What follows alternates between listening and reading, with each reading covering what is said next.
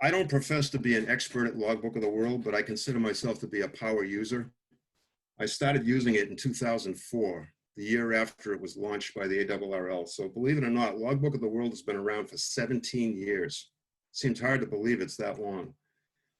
Interestingly enough, some basic statistics about Logbook of the World right now. There's about 1.23 billion QSO records in the system right now. And that's resulted in about 245 million actual QSL verifications. And as of this afternoon, there's just under 135,000 users worldwide. So it's gone from when it was initially launched, a few thousand in the first couple of months. Now it's up to almost 135,000. So it's really dramatically grown since 2003. So what is this Logbook of the World and how does it work? So let's talk a little bit about ham radio logging history, because this is sort of the basis for why Logbook of the World was developed in the first place. As everybody knows, and as many people still today use paper logs, they've been around forever since ham radio first started. They're still used for home use, parks on the air, summits on the air, mobile operating and so forth. Not that many people carry laptops, up to the summits of mountains and so forth. So paper logs are still in widespread use. But radio contesting, I think, was what really triggered the need for computer logging. And the one that really got the thing rolling worldwide was the MS-DOS-based CT that was developed and written by K1EA. That was launched in the early 90s, and that really revolutionized contest logging in a big way. And I went back and looked at where I started back in 1968, and from 68 to 92, all of my contest logs and all of my regular logs were all in paper. And it was, I honestly say that it was really hard to run or to do search and pounce and contesting when you had to record everything manually, including the frequency. So, the computer logging really took that burden away and allowed operators to focus on making QSOs. So programs evolved over time, obviously, as the PC advances took place. Once we got faster computers and the internet became faster. And since all of these technology changes have taken place, there's been a literal explosion of contest and full-featured logging programs. A lot of them are free, and some of them cost money, like Ham Radio Deluxe and Logic. And we'll talk more about Ham Radio Deluxe in a little while. So some notable programs that are out there, N1MM Plus, probably the most widespread, widely used contest program. That's a free program. Ham Radio Deluxe costs anywhere from $79 on special up to $99. N3FJP, Logic, DX Lab, DX for Win, WriteLog, and there are many, many more out there. And they're all very similar in what they do. It's just a question of how they were written and how the user interfaces work. But today, the situation with operators today, everybody wants full-featured logging programs. And really what's driving a lot of what's happening now is people want a fast verification of the QSO they just made. They want fast QSLs. And I think as you take a look at the volume that's going on in the bureaus these days, and with COVID and so forth, the days of mailing QSL cards and waiting for verification are really fading fast. And I've noticed over the last 4 or 5 years that there are many DX stations now that are only doing Logbook of the World. They don't do paper cards at all. And there are some that only do paper cards for a fee, like VP8LP as an example down in the Falklands. He doesn't do any electronic verifications. He does only paper QSLs for a fee. So there's a wide range of what's going on out there. So what is Logbook of the World? It's a free system. It was developed by the ARRL, and really all it is a system that stores ham radio logs. It's as simple as that. Logs are submitted by registered users to a website, the Logbook of the World website, which is developed and built and maintained by the League.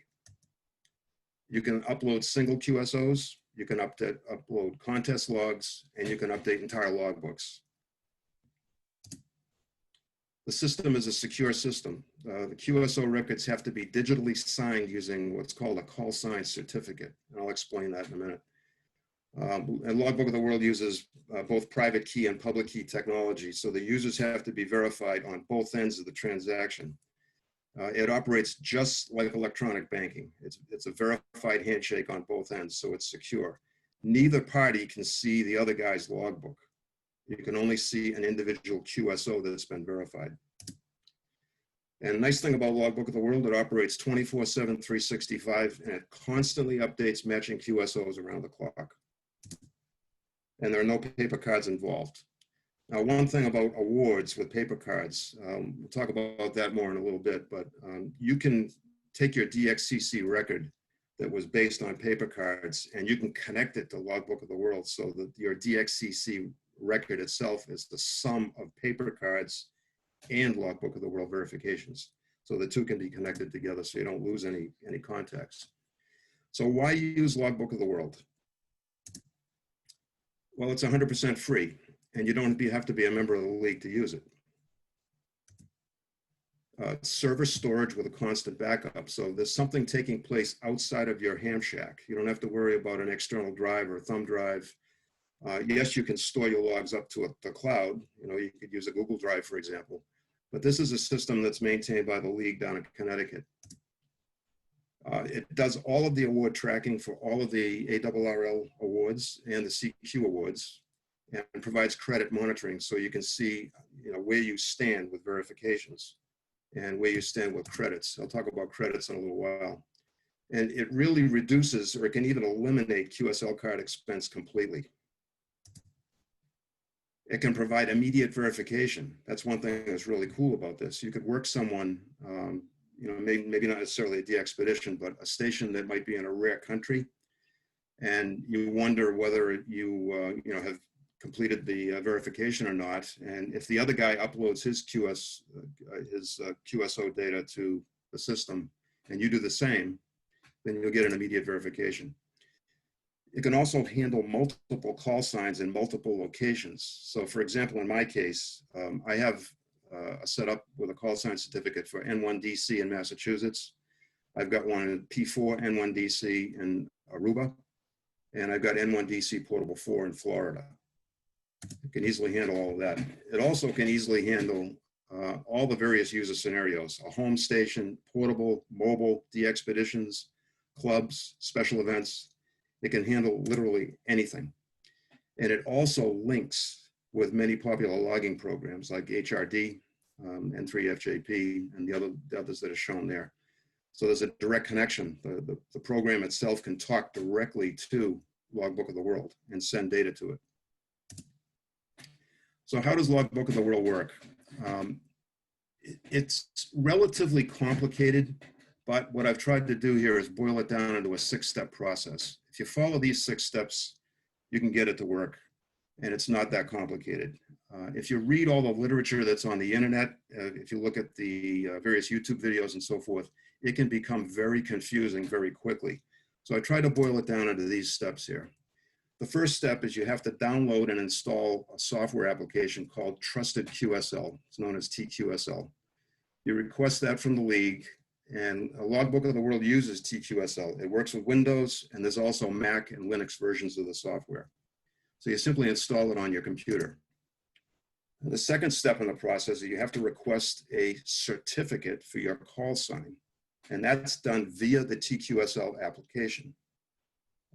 You have to put in some basic information like your call sign, your name, and so forth. And it's very straightforward and very easy, and it gets sent to the league.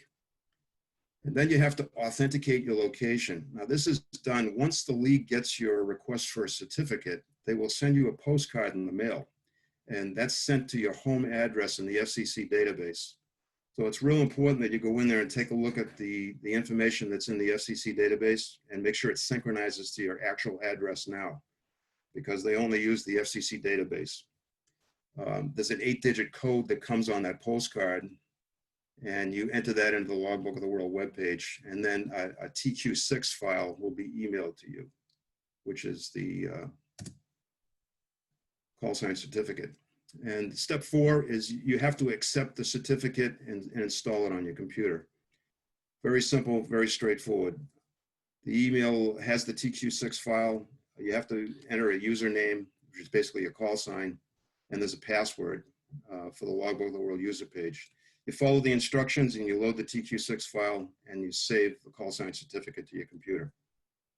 Very straightforward process. It's not complicated at all. The last real step you have to do to get the software up and running is to create a station location. Now, this contains the geographic information for where you're operating and your operation, including the ITU and CQ zones, grid square, your state, your county, and an IoT number, islands on the air, if you have one, if it's applicable. But this information is very, very important, and it has to be exactly correct. Otherwise, the matching will not work properly. Go through those 5 steps and you have the software on your system. So the next thing you do is you have to sign and upload log files via the internet. Logbook of the World will only accept a digitally signed file called Trusted QSL files. This is part of the security process. So when you have an ADIF file or a Cabrillo file created by one of the log programs or a contest program, when you sign that, you create a .tq8 file. And that's the file that gets uploaded to Logbook of the World. Think of the TQ8 file as just like the data on a QSL card. The call sign and the DXCC information is taken from the call sign certificate. The QSO information comes directly from the log file from your operation, whatever it is, a contest or just your regular log. And the geography information comes from your station location in Trusted QSL. Once you have all that stuff set up, this is basically an automatic process. So in this situation here that I've just described to you, steps 1 through 6 use TQSL and Logbook of the World website directly. Once you understand the process flow, it's really very easy. You set up a shortcut for TQSL on your desktop and also a shortcut for Logbook of the World. TQSL will take you directly to the Logbook of the World as well, so you don't really need the LoTW shortcut, but I have one for each on my desktop. And that's basically the process flow if you want to use TQSL and LoTW directly. But there's an easier way to do it. If you already have your LoTW account working by following steps 1 through 5, and maybe you've tried step 6 as well, you can use the popular logging programs to directly upload and download to and from Logbook of the World. Ham Radio Deluxe has a button for uploading and downloading. It works very, very fast. It's really cool the way it works. You select QSOs from HRD Logger.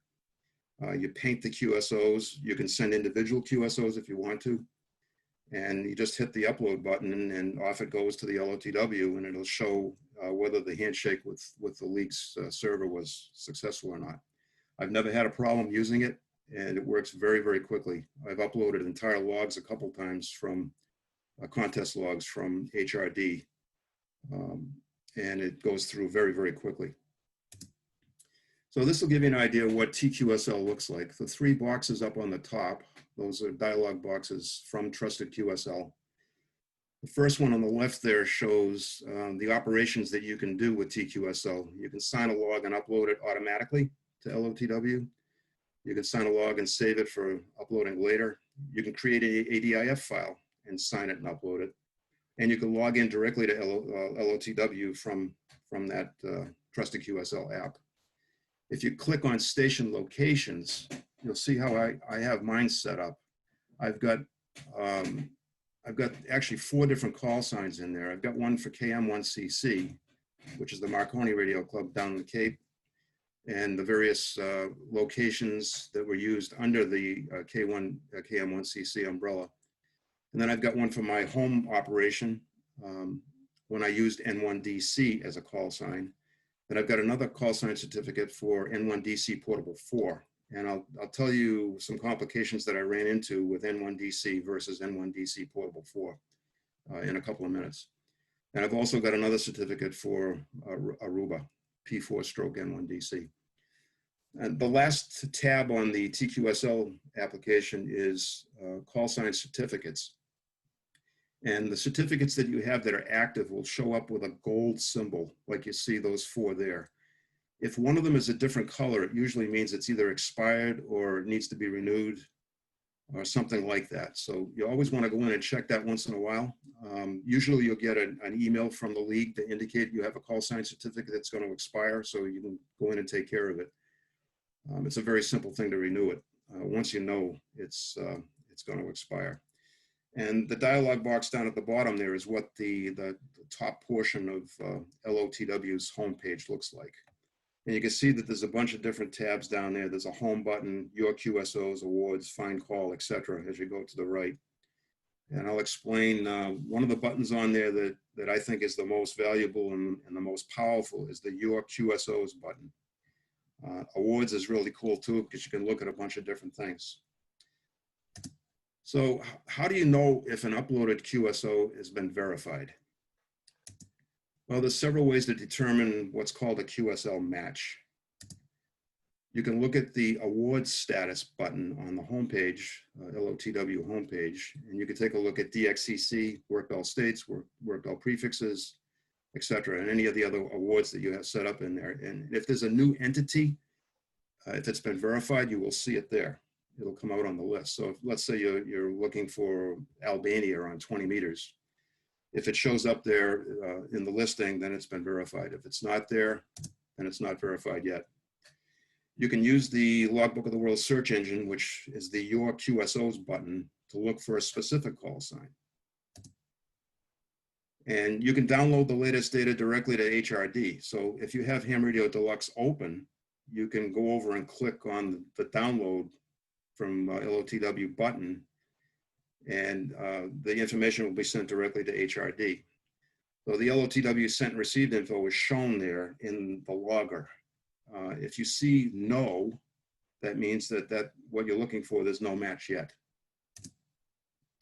So here's an example using the Your QSOs capability. Let's say I want to determine how many times I've worked Marty N1VH. So I put Marty's call sign there in the selected QSOs to list call sign work box there. I put N1VH. And then I just simply hit the submit button. I didn't put anything else in there. I didn't put in the starting date or any times or modes or the band. And I don't want to show just confirmed QSOs. I want to see all of them.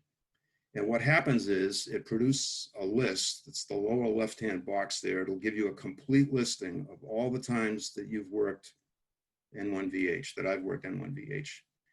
And the blue columns there where it says details in blue, and over on the right it says QSL in blue. If it's blue, it means it's been verified. So as an example, if I click on the very first one that's listed there, if I click details next to N1DC, it will produce the box that's shown on the lower right. It'll show my call sign and all the data from my calls, my TQSL setup. It shows the county, my grid, and so forth. And then it'll show the workstation and all the details associated with the QSO with Marty. And down at the very bottom, there'll be a date that shows the QSL date. So that's a verified contact with N1VH in the LoTW system. And all of the QSOs work the same way. So you can go in and dig using this tool and look for all sorts of different things. Let's say you just want to look at QSLs that you have on 20 meters. You want to look at just CW QSLs, or you want to look at FTA QSLs. You can do all of those things with this tool. It's very, very powerful. So applying for awards, which is a big thing that you have in the background with Logbook of the World, it makes it easy to do things like, apply for DXCC, apply for worked all states, to do endorsements, and so forth and so on. So the first step, when you go in and click on the awards button, you'll get a listing. I picked a DXCC in this case. So this is my DXCC record that's in LoTW right now. And it shows everything that's going on there. It'll list any new QSLs that have come in. That's the first column there. It says new LoTW QSLs. So if you see contacts in there, like for example, in digital mode, there's 18 QSLs that have come into the system that I haven't taken credit for yet. So that's something that I know that I will want to do. So what you do here is the next step is you want to select application. So you want to apply to take credit for these awards. And when you hit application, it'll give you a complete list of all the countries and all of the data associated with the DXCC box on the left there.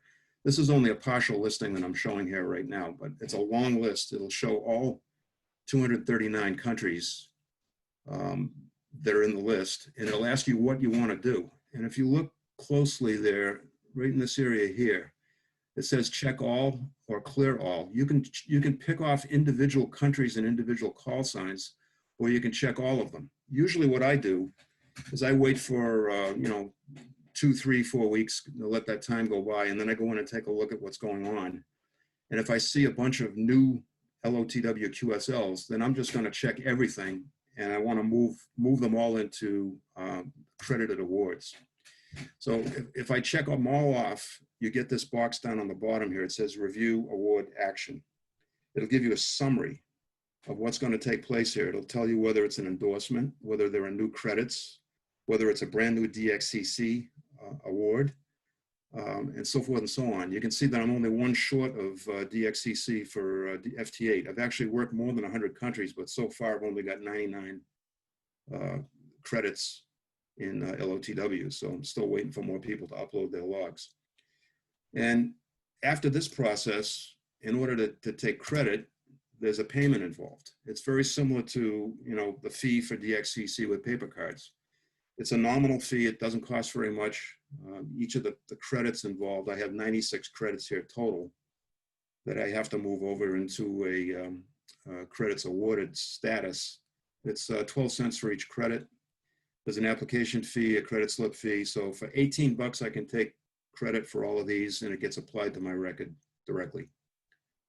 So it's a nominal expense associated with it. And I can tell you that it's far, far less than paper QSLs, especially when it's $1.08 now to send a card to Europe. And usually they're looking for $2 to $3 for every QSL that you want to get back from Europe. You're looking at a $5 bill for every single QSL. And, go through the numbers, you can see that this is a lot less expensive in the long run doing it this way. So here's some of the cool features here. As I mentioned, you can track all of the awards easily. DXCC, worked all states, WPX, worked all zones. They're all searchable by band and mode, and you have complete drill down capability to any of these various things underneath the DXCC award column there. You can drill down on sideband, you can drill down on CW, you can drill down on a specific band. It'll give you a complete list, alphabetical by country or alphabetical by prefix, your choice. And it'll show you the status of the stations involved. In this case here, I clicked on YA5T in Afghanistan, and that's the QSL information for YA5T. I can't emphasize this enough. I would say that in LoTW, the most powerful button in the entire website is the Your QSOs tab. That button produces this screen, and this is a very powerful search engine. You can look at literally anything inside your LoTW record. You can look at just your DXCC award, for example, or you can look at dates. You can go ascending or descending. You can look at specific times and specific dates, date ranges. It's very, very powerful. You can find anything inside Logbook of the World using this. So here's some tips, some things that I've learned over many years of using the program. Number one, don't lose your call sign certificate. Make sure you know where it is in your computer. Make a note of the file, where it is on your hard drive, and make sure you understand where it's located. You can always search for it. You can do a global search, look at your entire computer to find it if you can't remember where it is. But you don't want to lose it. The replacement process can be painful, and it's a little bit of a hassle. And also remember your Logbook of the World login password. You can always create a new one if you need to, but I recommend that you keep a list of your passwords somewhere in a secure place and don't forget the password. You want to keep Trusted QSL, TQSL app. You want to keep that updated with the latest version. And the program will tell you, every time you launch it, it'll tell you whether there's a new update available. And you should always update it, just like I always update N1MM anytime I log in there. If there's a new program, it's good idea to update it if the opportunity is there. Yes, the awards do cost money, but it's really no different than using paper QSLs. But there is one drawback to the system, the way it's built currently. You must be an ARRL member to get the LoTW-based ARRL awards. You can still apply for DXCC without using Logbook of the World. That system is still in place and it still works fine. They still have guys that verify cards at the conventions and so forth. All of that is still in place and you can still do it that way. But to me, I like working through the net and working through direct computer to computer connections. I just think it's a lot more efficient and secure, and that's the way I do business now. And you can have multiple locations for your call sign, but there's a big but here. And this is something that I just found out within the last 6 months. And it was a surprise to me after using the program for about 15 years. N1DC in Jensen Beach, Florida is not the same as N1DC Portable 4 in Jensen Beach, Florida. I had assumed that the location of Jensen Beach, Florida, underneath the N1DC call sign certificate was okay and good enough. That ended up being a big mistake. So I've learned that N1DC, N1DC Portable 4, and P4/N1DC are unique call signs, and they all need their own certificates. So in my situation down at Jensen Beach, I had uploaded all my contacts using the N1DC call sign certificate. And when I got home, I was literally flooded with emails from all over the world. I was getting them from Japan, from all over Europe, from South America, and all over the United States. They wanted to know what was going on because I had indicated on QRZ.com that I had uploaded all my logs, but they didn't have any verifications. So they wanted to know what was going on. But it turns out Logbook of the World was working perfectly as it's defined to work. It was looking for matches with N1DC Portable 4, which did not exist because I had signed all my QSOs with the N1DC certificate. So they were literally sitting there in space with nowhere to go. So that was a big learning for me. Let's talk just a minute about Ham Radio Deluxe. I started using it maybe about a year ago based on some suggestions from Marty and from Pi and from others. And had opportunity to talk to the guy that runs the company at the time down at the Hamcation. And it's very great. It's a very good program. It works really well. It's easy to import ADIF files from N1MM using the More button. So if you're in Ham Radio Deluxe logbook, which is what this shows down at the bottom here, that's what the logbook screen looks like. If you look down at the bottom here, you see where it says More. If you click on More, you'll get a drop down that allows you to import or export programs, ADIF files actually. So it's very simple to bring in an ADIF file that was created by N1MM as an example. And that's how I move files over to HRD. Now, there's a way to do it automatically on the fly, real time, but I have not done that with N1MM, but I have done that with FT8 using JT Alert. So in that case, JT Alert will send each FT8 QSOs that you have directly to HRD. It'll pop up right there in the logbook automatically, real time. So that makes it very convenient. HRD has excellent award tracking, just like Logbook of the World. So what I do is I work the two systems against each other. So I'm always looking at my data that's in HRD versus what's in Logbook of the World. And sometimes I'll find some discrepancies, but almost always it's due to a QSO record that was verified with a paper QSL, not a Logbook of the World QSL. So it's a nice way to have a check and balance with two different programs working with each other. But the Logbook of the World export and import process is really, really easy. So let's say I wanted to paint all of these QSOs here. I just hit Control and move the arrow, the cursor up. I could paint all of those QSOs that are shown there, and then I could go over and hit LoTW upload. It'll upload those QSOs directly to Logbook of the World. In this case, I've already uploaded them. So if you look down here, you'll see Logbook of the World sent, yes. Logbook of the World sent date. And then if you click where the red arrow shows Logbook of the World download, then it'll populate the download data if it's there. And this is where I said a few minutes ago in HRD, if it says no, that means there's no verification yet. It also could mean that the station you worked does not use Logbook of the World. That's a possibility too. So you just have to be patient and wait. And eventually you'll find that most hams out there are using it.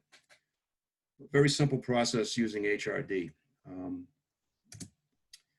So in summary, I would say, don't be intimidated by Logbook of the World. It's really kind of easy once you get it installed and once you understand the flow. There's a huge benefit to having a server-based log that's secure and backed up outside of your shack. And definitely it eliminates long delays with paper QSLs.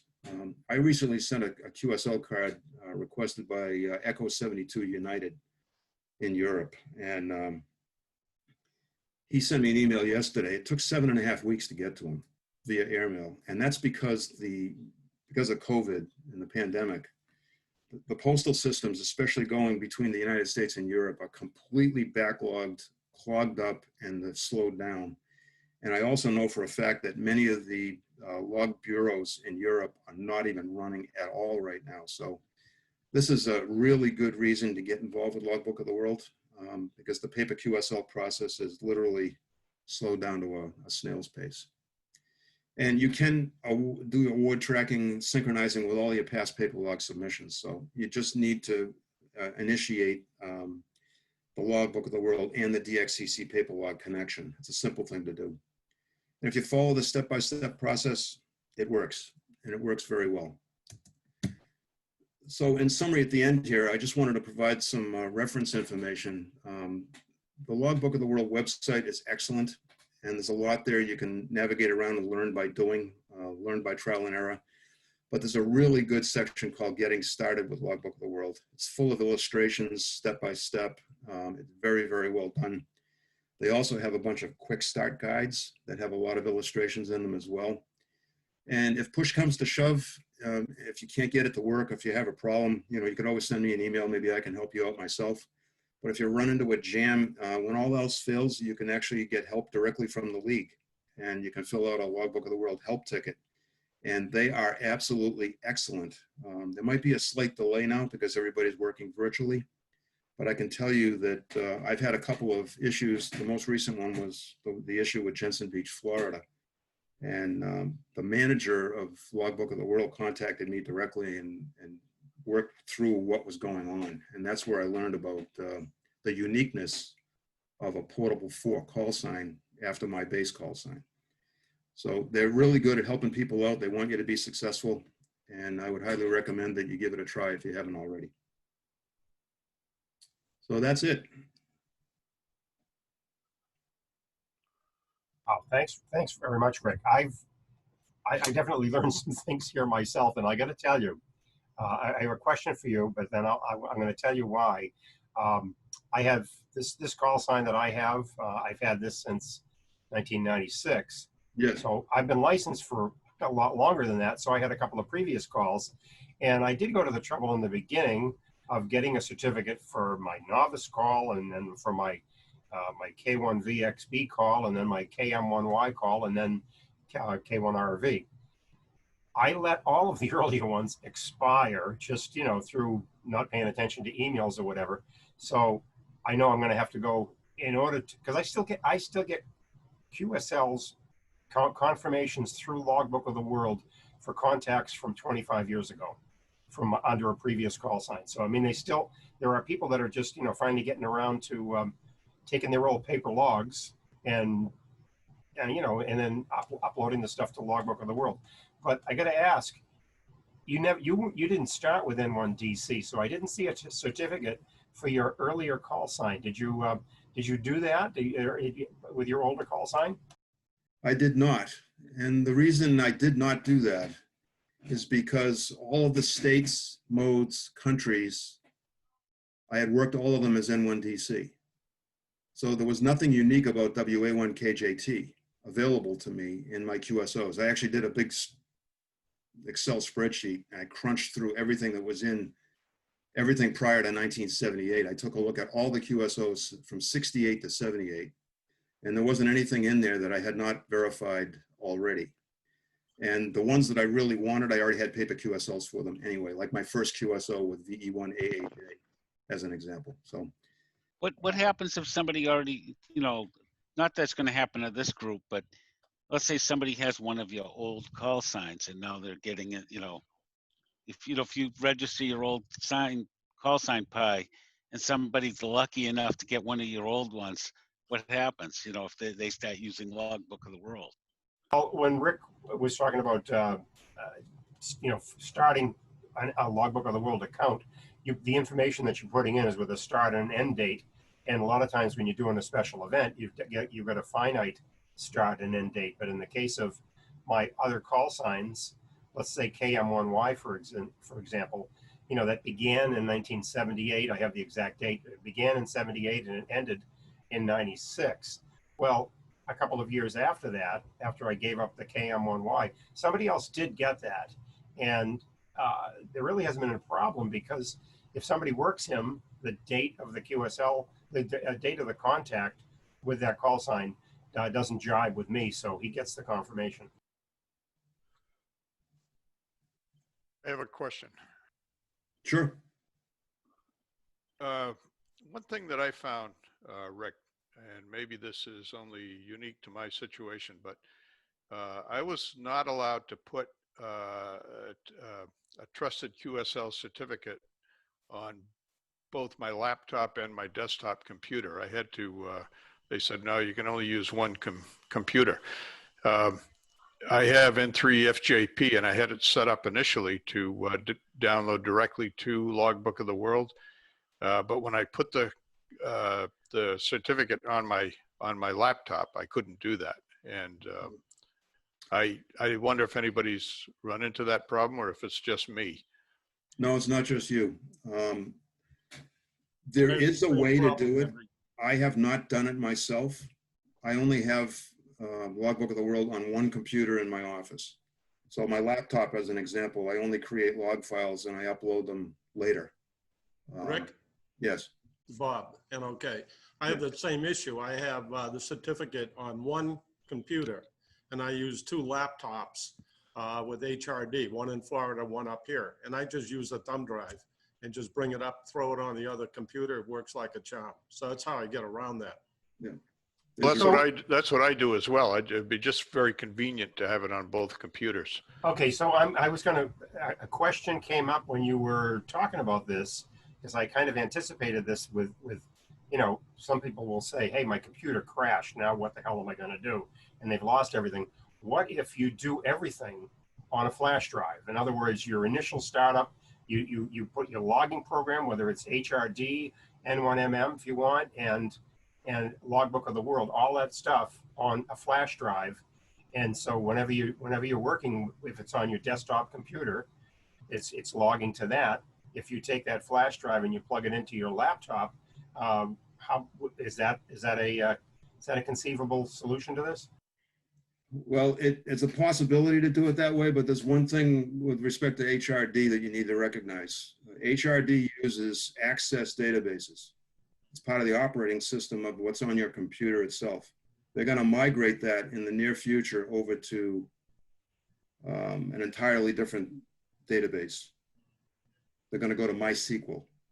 So yes, it's possible to put on a thumb drive and migrate it over to another machine, but that other machine has got to have the basic background applications in there along with the proper operating system in order to run the program.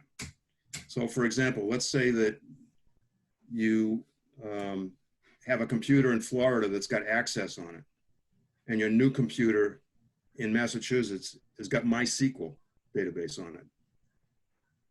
There may be an incompatibility when you try to move from the one in Massachusetts to the one in Florida because the database is older. So when I recently had a tech support phone call with HRD, they warned me that this is coming, and they're trying to figure out how they're going to migrate the user base over to MySQL. MySQL is free, so you don't have to worry about costs and so forth. But most Windows-based programs, computers, laptops, including the the Windows 10 laptop I've got in front of me right now, have access on it. They don't have MySQL. So people are going to have to put in MySQL and then do the migration process as defined by HRD.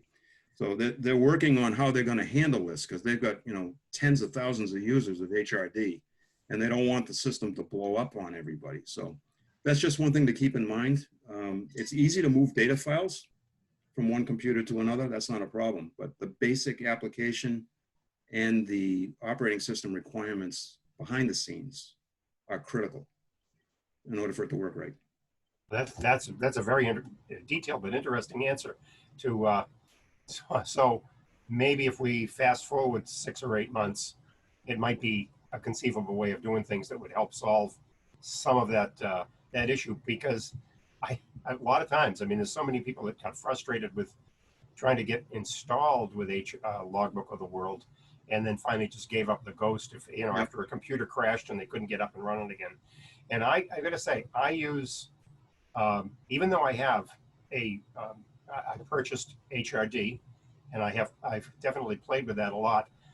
I've been using a program called Logic, and I know you mentioned that in there, using Logic from many, many years. So I'm extremely familiar with that, more so than with HRD. It has some features that HRD doesn't. HRD has some features that this one doesn't. But one thing I got to say, one thing I noticed with Logic is I upload 2 or 3 or sometimes 4 times a day. I'll upload, you know, half a dozen contacts to Logbook of the World, and there's nothing where I have to paint anything or anything like that. It automatically uploads anything that hasn't been uploaded yet. So it's just like, you know, you click the button.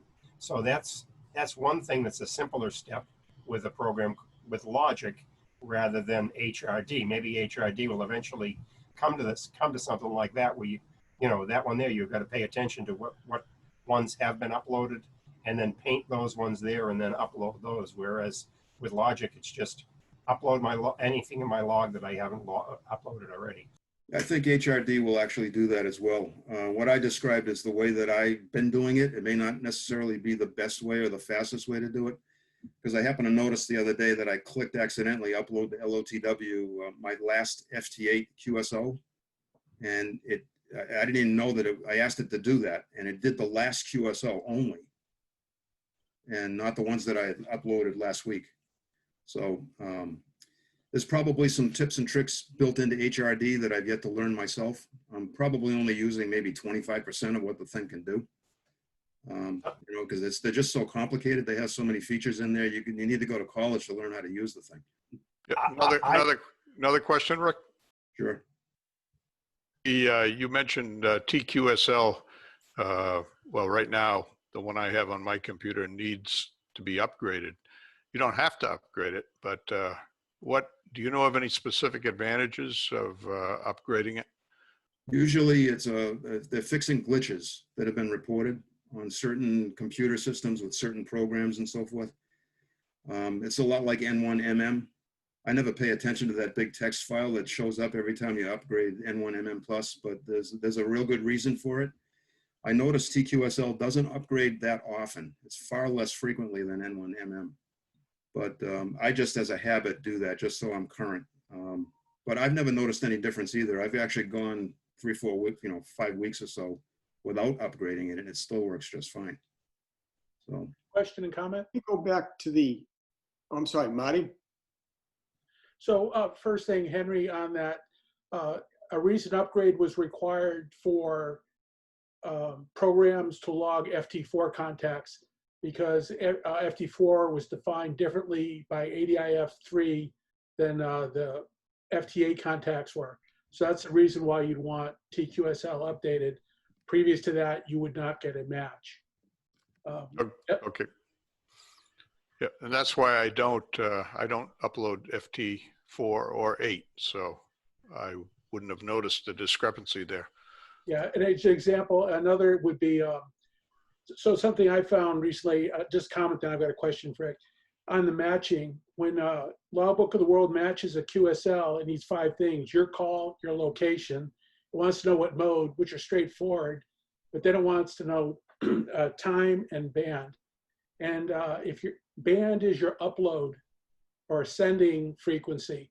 So if you're doing any cross-band work like satellite, which I've got into, you can make the mistake of putting the wrong band in, and the wrong band in, and you won't get a match. The other thing is be careful when you're loading manual and UTC. It's got to be within 30 minutes. And I made the mistake of putting the wrong offset in the FTC. And although everything was correct, I had -5 instead of -4, and nothing matched. So those are the 5. If you're doing satellite, it's actually looking for 7 things to match.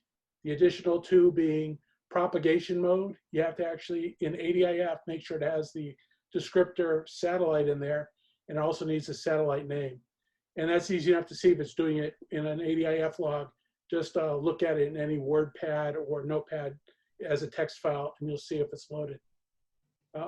Rick, my question to you was, if you're working multiple grids, how do you upload the different locations under your home call? You'd have to put in different station locations.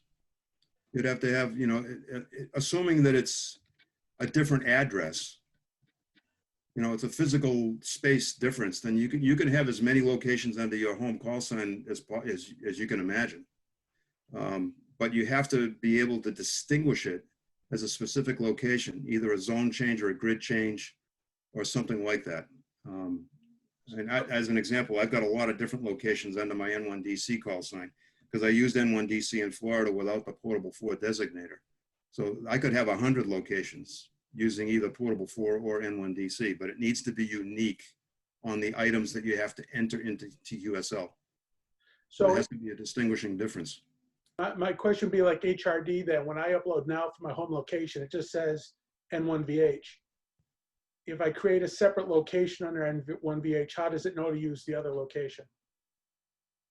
Well, you have to identify the location when you're doing the upload. When, you know what I mean? You have to select where is your location. That's part of the upload process when you create a TQ8 file. You have to say that specifically when you're doing the upload. If you don't do that, then the location information will be incorrect. You'll never get a match. It'll just go off into the vaporware and it'll be gone until someone sends you an email. So you do that in HRD, or you're doing that in the TQSL program? TQSL. It's in TQSL. That's where you have to do it, and it's very critical. That step is critical. That's a good point that you brought up, because if you do make a mistake there, then the match will never occur. Something that comes to mind though is I'm thinking of two things. You're doing the VHF contest and you're a rover, and you're using say N1MM and you're roving, and you go through 4 or 5 or 6 grids, or when you're in New England QSO party and you got some of these guys that try to hit every county in Maine during the course of that, they're changing locations all the way through, and sometimes people want to have a confirmation for that particular county. Yep. How does I'm just wondering how that works. Well, as long as you've got the same base call sign, let's say I'm in the New England QSO party and I'm driving through New Hampshire and Maine, and I go through 14 different counties. I'd have to create 14 station locations with those counties in order to get the verifications done. There's no other way to do it. It needs to see a specific handshake with a specific QSO with a specific location. It can't handle 5 different counties with location Bennington, Vermont. You know what I mean? You have that just sounds so complex. I'm wondering if somebody that has done that, like say like Ed K1EP or Tom K1KI, whether they've gone to that sort of trouble when they do that. I'm not sure, but I mean, I'm not sure how the county hunters do it either. It may be that they just wait for requests for QSLs by paper. I'm not sure, but I can only tell you how the system works. I didn't design it, but that's the way it works, and there's no way around it, as I found out in Florida. So Pi, I'm looking at the rover situation with the satellite stuff. The way the guys are doing it, they recommend using your base call with multiple locations to avoid the certificate problem that Rick mentioned he had when he put a /4 or a /P or any of those modes. Just keep it. And yes, you have to create a location for each grid, in this case, grid that you want to operate for Logbook the World to match. Wow. Okay. Well, there's the answer right there then. Yeah. And You I would gotta- have that in your log though, anyways, because you're certain, in terms of satellites, you're recording the grids, so you can have that. You're not losing that. I suppose even if you're roving, in the previous example, right, you're going to know the counties, because that if you're chasing counties, you're gonna know the counties you're in. So that would be part of the exchange. Yeah, it's part of the exchange, but when you look at what's a match, it's only the 5 ADF fields I mentioned. You look at an ADF file, it could have 40 different, it puts your receive frequency, your send frequency, all kinds of stuff. But Logbook of the World is only looking for the 5. You're not even looking for a signal report. Right, and Logbook of the World doesn't care about signal reports or exchanges for contests, but what it does care about is your location. And the location is tied to your certificate. So if you have a certificate and you work somewhere else and you send it, it'll match if they're expecting your certificate, but they won't get credit for the grid you're working from. Yeah, in the case of the example a minute ago, we just talked about the New England QSO party. If you take a station like Bob Raymond at WA1Z, he's traveled around all of New England with Kurt, W6PH, and Kurt's been the driver and Bob's been the operator in the back seat. They've done, 2,500 contacts in one weekend, and sometimes they do some rare counties, but they'll do 200 to 300 QSOs in each of those rare counties. So in that case, it's worth it for them to create the locations because they've got a lot of contacts in each of those rare counties. If you're only doing a handful of contacts, when you're driving 500 or 600 miles, it would be a bit of a pain, but I think the payback is in how many QSOs are we actually talking about and how many locations are we actually talking about. It's not a hard thing to do, but in the case of New England QSO party, there's a lot of counties in New England. So in theory, you'd have to put, all 67 in there. And that could be a chore, but once it's in, it's in. You can use it over and over and over. So. Other question, Rick? Bob, K1NOK. Yeah, go Bob. How about past QSOs that the ARRL already has on file? For example, DXCC, contest I've been in. Usually you can rack up 10 to 20,000 QSOs over 20 or 30 years. They might have on their files. Is there any way they can put it in or transfer it to Logbook of the World under your call sign? Can I answer that, Rick? Go ahead. Okay, that is one of my prime beefs, and every time they see me come into the ARRL booth, they cringe, because that's exactly what I ask them. I say, listen, you have all these great logs from all these contests. What, Bob, you set me up on this. No, they do not. And it's like, it makes no sense whatsoever. Let me ask you a question, Bob. Are you talking about electronic log files or paper log files? Well, probably both. I mean, imagine how long it would take me to put 20,000 Qs in Logbook of the World by hand. It'd take a long time. So, if I wanted to do that, but no, these are all past years. Like I said, DXCC, WAS, everything, all the contests that you'd gather over the years. I've been to ham a long time. Yep. So I really would not want to take all of that and put it back into Logbook of the World at this point, since the ARRL has it all on file or all in their systems. Yeah, but there were only 13 states then, Bob. Right. It was easier. Who said that? I knew that was coming. Bob. Your neighbor. Yeah. If you have old electronic files, like old ADIF files, obviously that's an easy thing to retrieve them and just put them through TQSL, and send them in. You can do that easily. If you have paper logs that was submitted years ago, then really the only way to do that is to create an ADIF file manually. It's a slow process for sure, and it can be very painful depending on how big the files are. Right. But and get certificates for all your old call signs also. Yeah, exactly. So right. So there's that problem, Bob. One thing about the system, Rick, by the way, excellent job. And number two, can you send out those notes? Can you send out those slides to us if you wanted to? I can send them out, no problem. I think we're going to get posted as part of the presentation. Great. Oh, sure. Send them to me, Rick. I'll put them up on the website if you want that. That's fine. Yeah, that's not a problem. We can do that. I got a couple of quick questions, I hope, for you. Can you, Rick, can you take me back to the actual certificate and the TQ8 file? And if we switch computers, what is the what is the process? Or if I save that TQ8 file, is that the certificate? And can I just move that from computer to computer? Theoretically, you can do that, but I know of people making an attempt to do that have run into problems with the software not working correctly. So it's designed to go on one machine only, but honestly, Larry, I have not tried to do that, so I'm not sure what the process actually is to do that To answer successfully. that, I've done it. So I have the TQSL on 2 Macs and a PC. And then I saved that certificate. And I believe I did this a while ago, but I believe I used load call sign certificate from file. So I transferred it over with a thumb drive and pulled it in. So I've got it on all 3 machines, and I haven't had an issue with it. I think that's how I did it, but it can be done. So it probably could reside in the cloud too. Sure. Yeah, I mean, you can stick it anyway. If it's a TQ8 file, Mike, is that the one that Rick mentioned? The TQ8 is created. That's what the call sign certificate. The TQ8 file is what you create from an ADIF or a Cabrillo. Oh. The TQ6 is the call sign certificate. Oh, a TQ. Oh, okay. TQ6. Okay. A something .tq6. Is that the extension of it? Yeah. But that's also Clipperton Island. Yeah, exactly.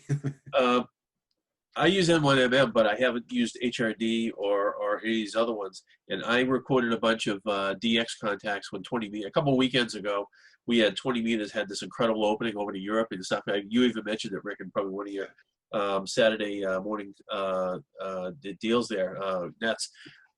Can I go from N1MM directly to Logbook of the World, or your example was through HRD? So can I go straight in, or do I have to do some other process if I don't have HRD? Just take the file you have, and you still have the log in N1MM, correct? Oh, sure, yeah, absolutely. Just create an ADIF file, give it a name, Okay. and then use TQSL to convert it to a TQ8, and then you're in the right format to upload it to LoTW.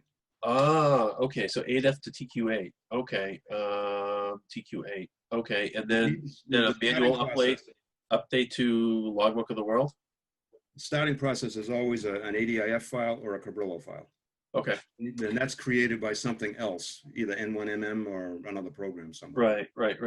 Okay. And TQSL converts it into the format that Logbook of the World needs. That's the TQ8 extension. TQSL to create a TQ8. Okay, and then that's uploaded into Logbook of the World. That's okay. right. Yeah. All right. So yeah, I can see the advantage of having another tool like an HRD or something that sort of manages the software you manually or it automatically, so you're not doing it manually. That's the whole idea here. Exactly. You know, Thanks. I think some of us have been around ham radio long enough to have to understand what you were talking about when you talked about paper logs. I mean, we all started that way. There's some people that still use them, and there's nothing wrong with them. But somewhere along the line, when the whole thing about Commodore computers and then the early Windows computers came along, some of us saw that it was a useful tool to be able to keep track of our records on this. So some of us started earlier than others. But if you've never done it, if you start tomorrow, it's amazing how fast you start to build a database up.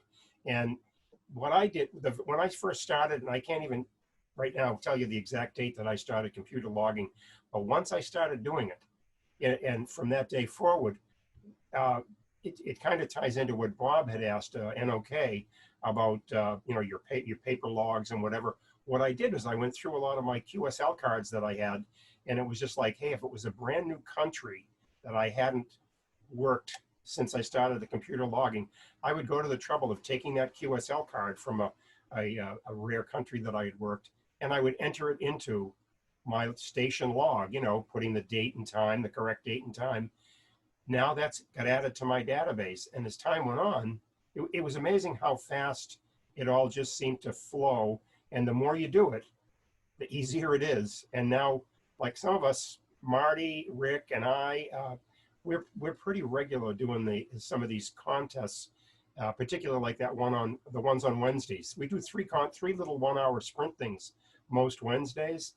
And we generate a log. It might be 50 contacts, 40 contacts, 100 contacts in that 1 hour stretch. And within 5 minutes of finishing up that sprint, I have taken my log from N1MM. I have churned it into, as Rick said, an ADIF and also a Cabrillo file, and I've uploaded it to my logging program, which is Logic.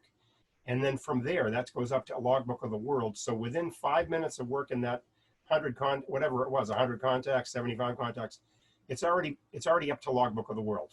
And it's that easy. And within 20 minutes after that, half of those contacts are already confirmed because the other stations have done the same thing. So it's a question of, you start doing something, you get the cobwebs, you figure it all out.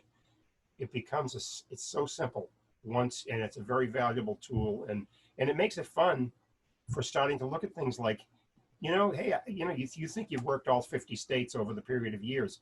Maybe you have, but you never got a QSL card from any of the 5 contacts you had in Nebraska. You start doing this, and now that means, hey, I just realized that. All right, I'm going to hunt for somebody in Nebraska. Next week you work them. 2 hours later, the contact's been confirmed, and you can get a nice logbook of a worked all state certificate. So this whole, I think I'm really thankful that you went to the trouble of doing this, Rick, because it's I love logbook of the world and I love computer logging, but I wasn't always that way. It was just something that I gravitated to early on, and I found it a very useful tool. I have one more question, if I could.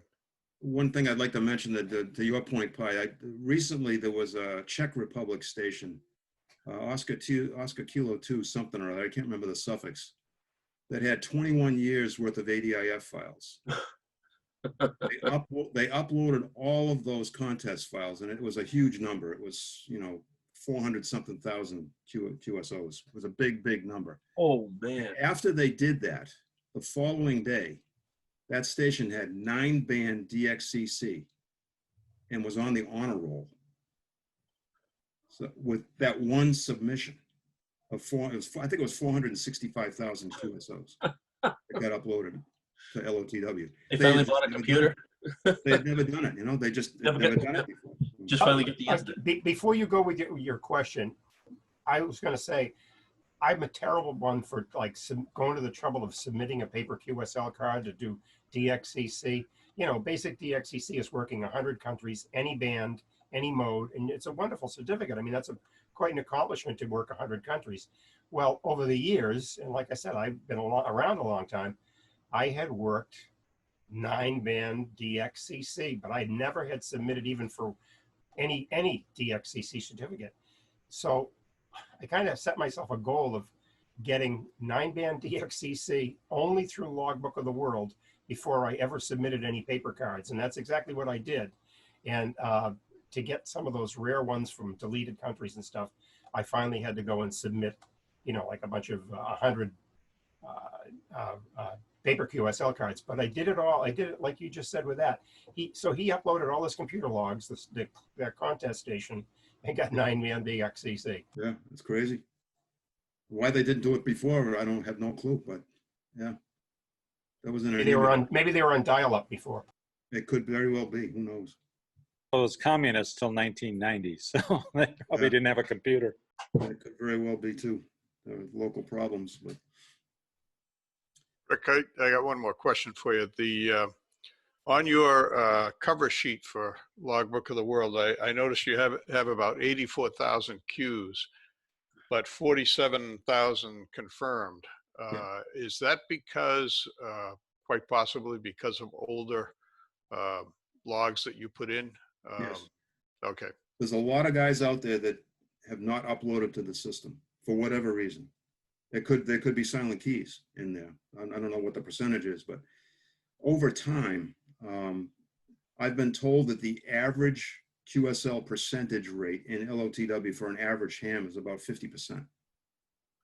So even though it can be an immediate, and you would think it would be 100% for, especially now with everybody using computers, it's not the case. There's still a lot of hams out there that do it the old way or are not interested in doing it. Now, I actually emailed back and forth with VP8LP down in the Falkland Islands because I was curious why he wasn't using LoTW, because he's on the air every single day. I mean, he's doing probably 5,000 QSOs a month. He's a very active guy. And he said he just could not keep up with LoTW, EQSL, Club Log. He was getting inundated with emails, requests for skeds, and he just said, that's it. If you want a QSL, send me a letter with $5. I'm very sorry. If you look on his web, it's a business. That's what it is. yeah, I mean, he just got to the point where he was spending many hours every week just trying to respond to the inundation. So He needs a PayPal account. yeah, I know. So It's an IT specialist. yeah, exactly. Electricity is not cheap in the Falklands. No, definitely not. And that's another big issue too. There's on St. Helena in the middle of the South Atlantic, they have a big problem with internet speed on that island. And there's a couple of hams there that don't use LoTW for that reason. It's too expensive. They have to pay a daily rate for internet access on St. Helena. And it just gets to be too expensive. So they're doing paper QSLs only once a month. Is there, there's another system, is there something called EQSL or something like that, where you actually have a handoff of a virtual QSL card? I like QSL card. I like, I understand the need to not, be spending the money to send these things around, but an electronic graphical card sent around would be kind of nice to have once in a while too. EQSL is out there, and I've been approached by EQSL many times because I've been told that I've got 24,000 QSOs sitting in there that I haven't done anything with. Oh, And jeez. here's the thing with EQSL and why the league doesn't recognize EQSL verifications. That system is not secure. Ah, It can be easily modified, edited, changed.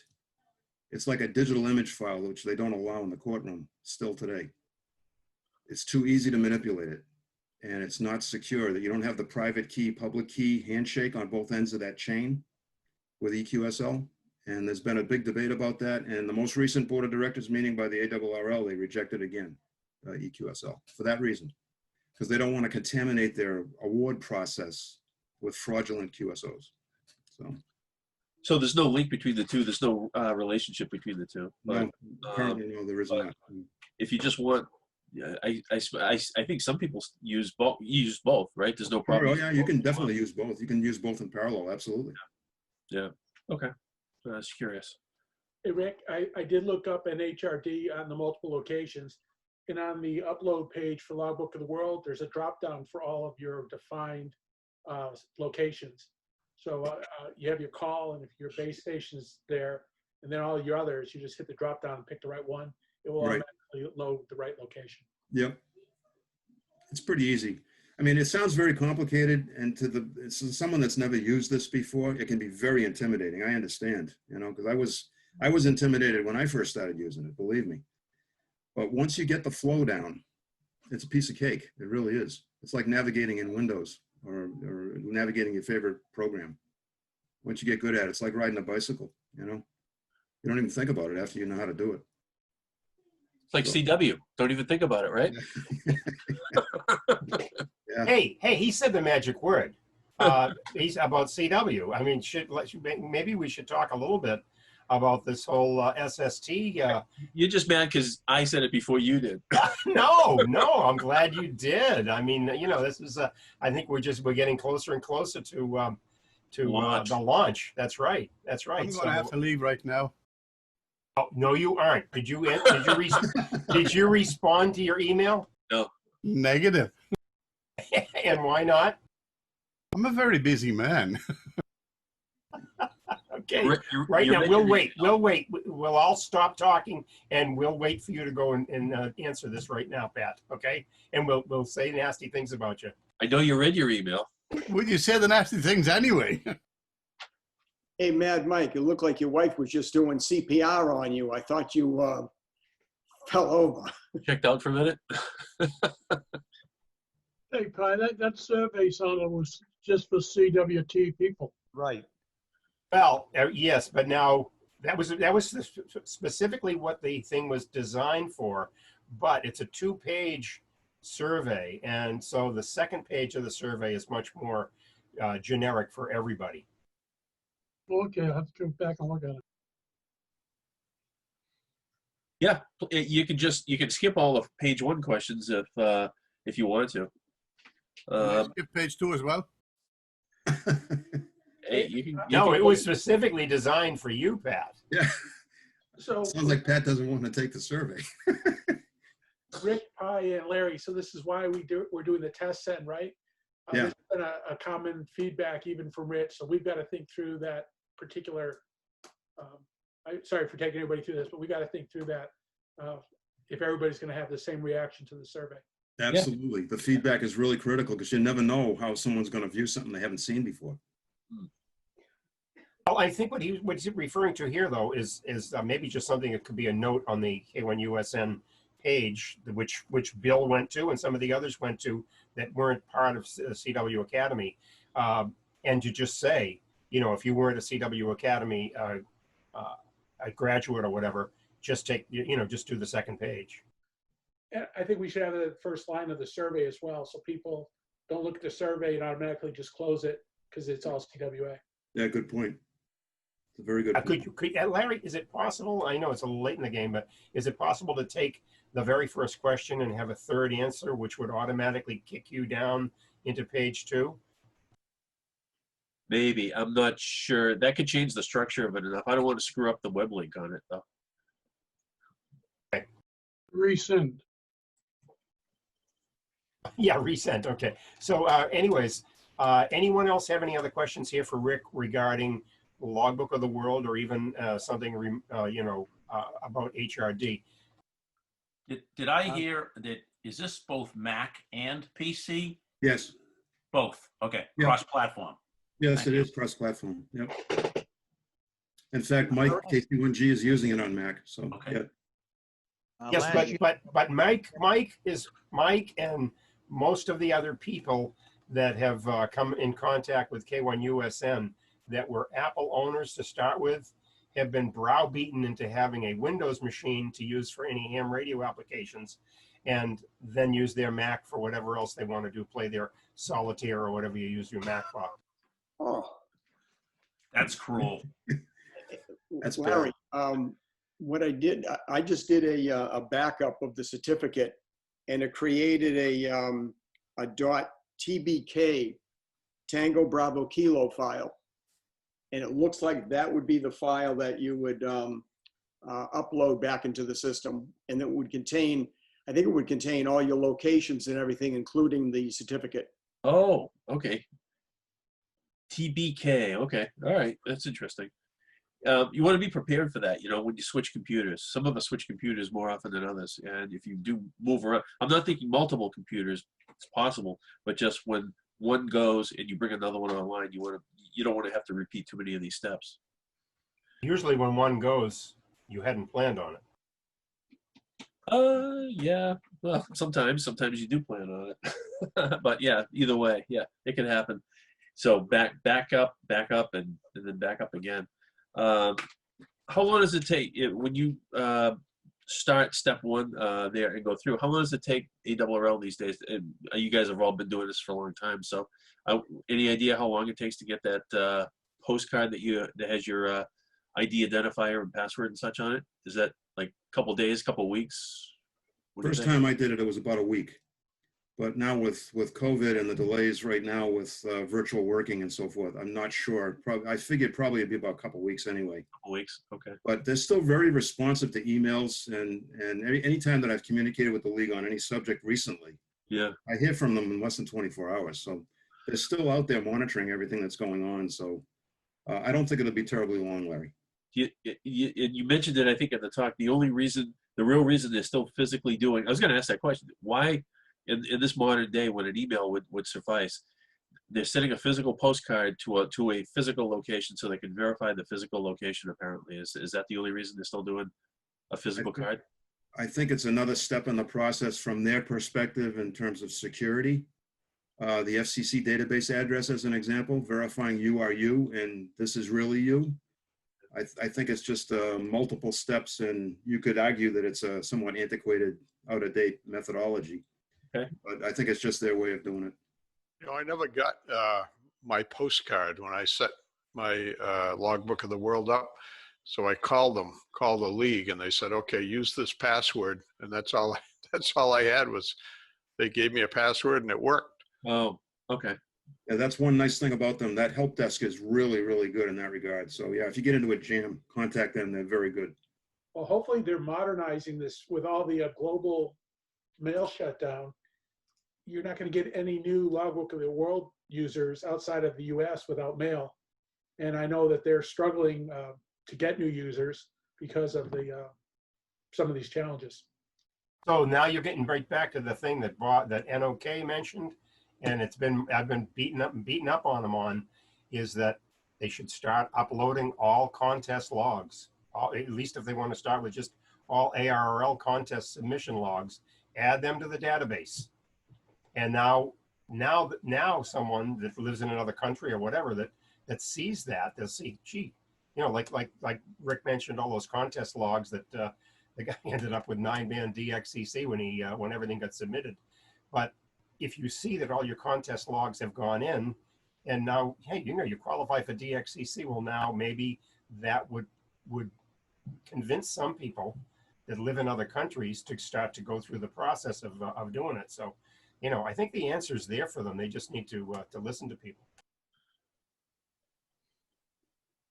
Hey, Rick, could you just make a comment, the feedback you got on what FT8, FT4 is doing to the volume of? Yeah, there was something I didn't, I was taken aback a little bit when I was talking to the HRD guy. I had a problem where HRD crashed on my radio station computer. It ended up being some kind of a config file glitch. So I got support from the help desk guy at HRD. He took over my computer, you know, took control of it remotely, and we worked through the reinstall and so forth. And we were chit-chatting back and forth over the course of an hour. And he told me about MySQL that I mentioned earlier, that they're going to switch to that database. And he said that the real problem that they're running into, believe it or not, this is kind of an offshoot, FT8 and FT4. Because that is taken off the way it has, weak signal, you know, WJST, there's so many people around the world using that, it's literally flooding logging programs with digital FT8 and FT4 QSOs to the point where it's starting to stress the access database that's used by most of these programs. And people have noticed that their logging programs are slowing down. That's the first indicator that there's going to be a crash if you're not careful. That's why HRD is going to move to MySQL, because MySQL has an infinite size, record size capability where access does not. And it looks like the threshold of pain is somewhere around 70 to 75,000 QSOs. Now what's happened is that the FT8 guys, the people that are doing just FT8 QSOs, this tech support guy told me that some people are doing 5,000 to 7,000 QSOs a month in FT8. And it's causing HRD to expand like a balloon to the point where it's going to burst because of access, which is the database that most people use in their computers. So that was an interesting comment. And that's really the root reason why they're going to switch over to MySQL, because it's a more robust database that doesn't have these size limitations. It doesn't have any speed problems either. So I happen to notice that problem in HRD myself. When the log was loading, it seemed like it was taking longer and longer. It used to be about 1 or 2 seconds, then it was 5 to 10 seconds, then it was 15 seconds. And it was because my log was getting big and was causing stress on the access database. So. You don't need Microsoft Access installed on your PC though. It just uses an embedded version of that in the app itself, right? That's not what the HRD guy told me. He says you have to have Access installed as part of the Windows operating system. It's part of the suite from Microsoft. It's part of Office. It's not part of Windows. Well, I'm only telling you what he told me. Yeah, it's an Office. And Office costs you every year because you have to subscribe to it. The new one, yeah, the new one. I would do, yeah, with 365. Larry, when I installed HRD, it had to, my operating system had to install Access. And it wasn't Office that installed, it's the Access database within Windows. And I checked to see if I had MySQL installed, and it doesn't. And I checked with Microsoft Sites, it's a separate utility you have to physically install into the OS. Yeah, it's only 10 gig, I think, is with SQL Express, which is now MySQL. I think you have a maximum too, unless you want to pay for it. So I didn't realize that. So was that a separate download? Is that a separate installation, or when you load HRD, you've also got to do this access download? When I originally installed HRD, it noticed I didn't have access, so it went to whatever sites, Microsoft sites, and as part of the HRD implementation, installed it. But talking to Rick, when we do this MySQL switch, that's probably what they're trying to work through, is how to automate that. If you don't have it installed, how to get it done. Would it also run on the open office version of Access? Don't know. I think, quite honestly, I think the tech support guy maybe leaked a little information to me that he probably shouldn't have talked about yet. Because I think what they're trying to do is to try to make it seamless so that it is like Marty had gone through, an auto install, where it will just happen behind the scenes and you won't have to do anything complicated. It'll just take care of it for you.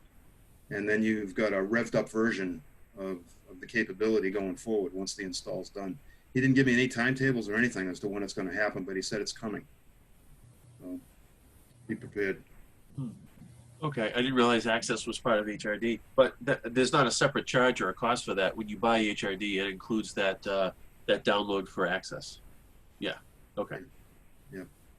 And that would be true even if it's HRD runs on Mac and on Linux. So you get a supported version of Access for that too. I believe so. Yeah. The other thing too, just a tip, my service arrangement with HRD had expired and I didn't realize it. I missed the email.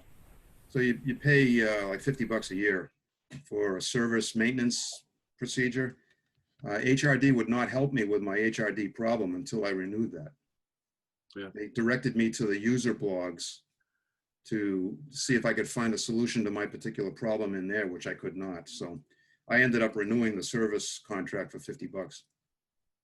Well, that's pretty much the same across the board, because I do that with Logic. So, you know, that way there I have access to the owner, to the guy that writes the program. Yeah, they obviously can't do the support for free. I mean, there's a lot of people behind the scenes here and it's a worldwide program. So $50 seemed reasonable to me. I just didn't realize that it expired, but. We're if you're used to N1MM and all we get for free, it's that's an incredible deal, for the fact that that's free. HRD and support, paying for support is very normal. That's not bad. Rick mentioned he talked mostly about Logic, Logbook of the World, but HRD is a extremely robust station log. I would totally recommend it.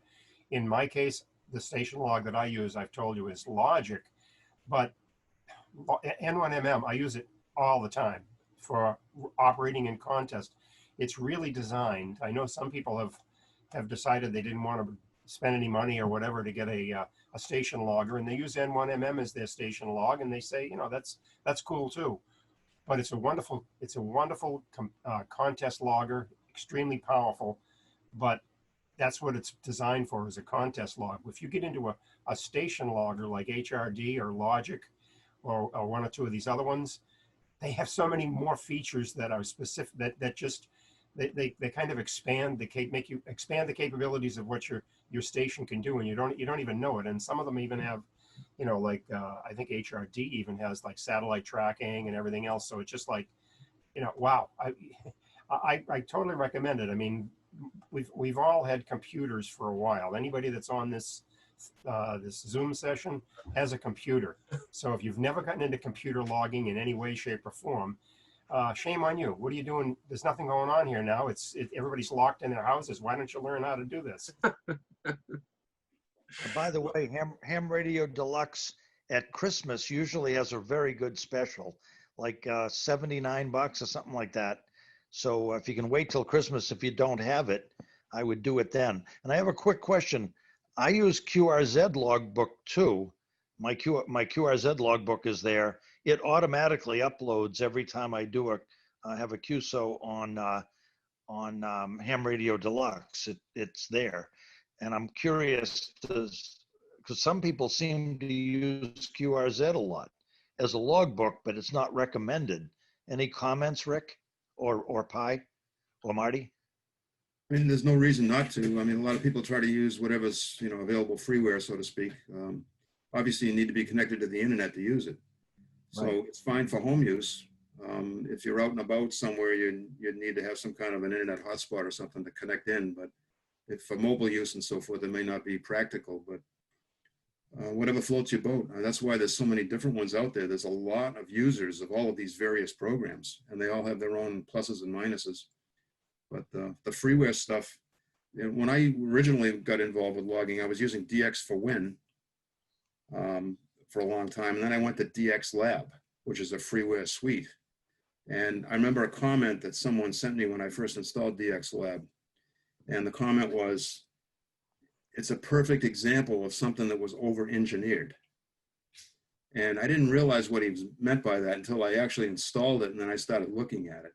I counted 177 individual windows that you could open within DX Lab. Wow. And each window showed something different. So it was like an engineering experiment that some guy did, and, you know, built this program and gave it away for free. And it is totally awesome, but you need a PhD in computer science to run it. You know? Not while you're in a contest, not while you're doing business. You just Exactly. So I mean, Yeah. you pick your poison. There's some very simple ones like QRZ log is a simple one. It's easy to use. N3 FJP is relatively easy. The guys down on the Cape use that a lot down there. And there's this huge range of capabilities. So just take a look at them. But I think HRD is, on balance, is probably one of the best ones out there for the money. It really does a lot. I think with any of these, anything, a lot of them do work, some better than others. But if you have a peer group that you can go and ask questions to, and people that have already done, you know, they've learned it, and now they're willing to share that with you. If everybody uses N3 JFB, whatever it is, great. You know, you have people that you can get some support from. In the case here, I think a lot of the guys use HRD. Maybe they got it on sale. Like I bought it on sale, and Mike I know likes a bargain, MAD, so that's when he got it. I think he used the senior discount on top of that. So the thing is, if you have a lot of people using HRD, that's what I would recommend. That you go out, you spend whatever money. Jack, you need to buy an HF radio first to get into this discussion. But once you do, and you're going to start logging, you want to do it with HRD. I think your point is well taken, Pi, because Mike, KC1G, just stepped in a little while ago and told us how to do a complete backup of, you know, I wrote it down, Mike, and I don't want to forget it, a TBK file. Where are you going to get that, you know? So that's great. That if the team is using that, stick with what the team has, I think, yeah. You know, one of the things we talked about with HRD is always backing up your logs and backing off your computer. But an advantage of everything in Logbook of the World, it's essentially in the cloud. So if you were to lose everything, your whole log is in Logbook of the World. So it acts as a backup. The other thing in HRD, if you set up for automatic maintenance renewal, and I'm not trying to sell HRD here, the maintenance price is half the price of the $50. So I think I'm paying $24 a year just because I'm letting it auto renew. That helps.